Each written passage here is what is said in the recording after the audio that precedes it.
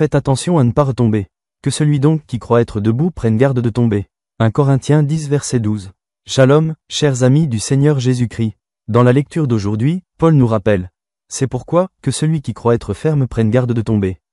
1 Corinthiens 10 verset 12. Même les disciples du Christ peuvent tomber. Cependant, ce qu'il faut retenir, c'est que si nous tombons, nous devons apprendre de nos erreurs et essayer de ne plus tomber. Si jamais nous tombons au cours de notre vie, ne vous inquiétez pas, car il y a encore de l'espoir. Tout d'abord, demandons à Dieu de nous guider, car il est le soutien de tous ceux qui tombent, Psaume 145 verset 14. Ensuite, lisez la parole et commencez à vivre attentivement selon les principes trouvés dans la Bible, soyez transformés par le renouvellement de votre esprit. Romains 12 verset 2. Vivre selon les principes de la parole de Dieu, c'est comme monter à bord d'un navire en direction de l'autre côté, où nous risquons d'être secoués par le vent et secoués par les vagues de la tempête. Nous devons être calmes, croire qu'avec Jésus nous sommes en sécurité. J'invite M. Christian Suharto de Batra Rajawali Nusantara, Baranus, à accompagner les éloges de la belle famille d'âge, Kessia, Batra Kassi pour élever les éloges suivants, au milieu des vagues. Et le flux des épreuves. Presque perdu, le but de ma direction de vie.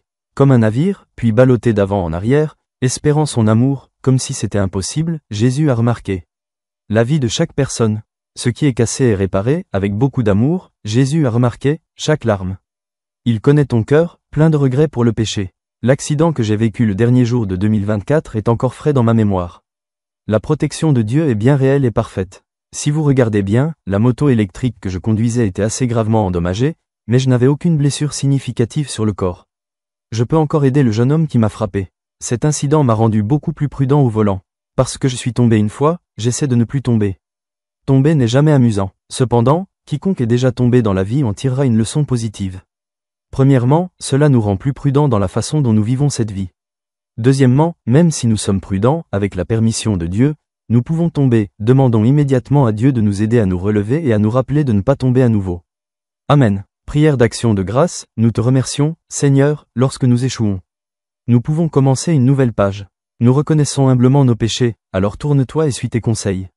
Amen. L'inspiration du jour. Si nous marchons dans la lumière, nous ne trébucherons pas dans les ténèbres.